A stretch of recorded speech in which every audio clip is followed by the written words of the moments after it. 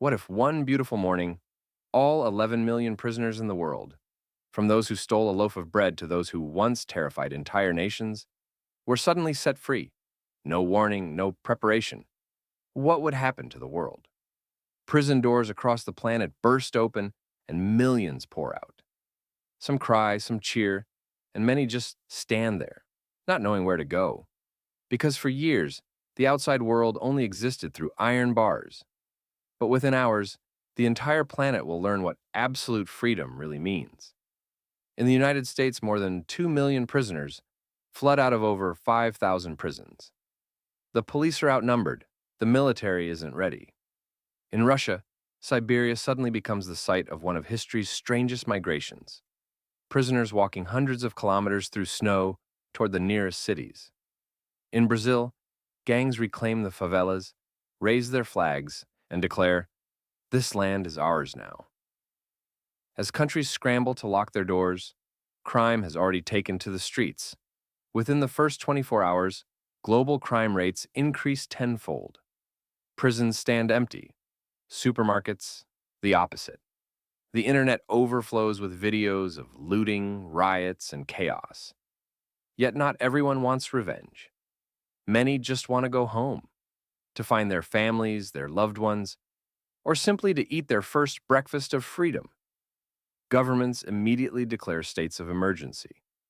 In America, the army is deployed to major cities. In China, city gates are sealed. Europe activates border defenses, fearing waves of international escapees. And somewhere on the internet, hackers once imprisoned make their return, taking down government websites just to say, "We're back." Insurance companies collapse, prices skyrocket, citizens panic and hoard food. Some nations shut down banks to prevent ATM robberies. Stock markets crash, the US dollar plummets, and for the first time in history, humanity realizes the greatest crisis isn't economic or natural. It's the sudden freedom of 11 million people. 2 weeks later, the chaos begins to subside. Humanitarian groups step in. Many former prisoners are given housing, jobs, and a second chance. Some, once petty criminals, now help maintain order, even saving civilians in the early days of turmoil. The media calls them the villains who chose to change. But not everyone follows that path. Some regroup into new crime networks, forming gray zones between law and anarchy. Half the planet gradually stabilizes. The wealthy nations restore order, powered by AI surveillance and digital policing. The weaker ones, however, sink into lasting disorder. Uncontrolled territories emerge, ruled by crime lords.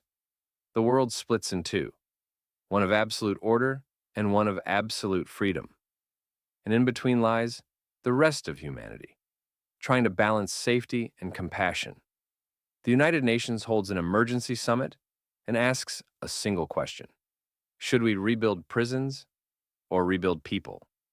Nations argue. One side demands stronger prisons than ever before.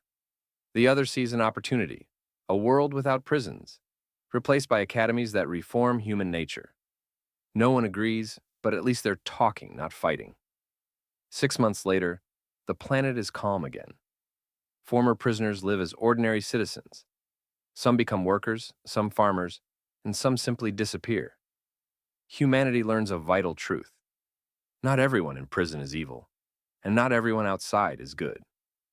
When the law disappears, even for a single day, we finally understand why it must exist. A prison door closes quietly. The screen fades to black. A voice speaks softly. What if one day you were the one imprisoned, and the world outside was the one truly free?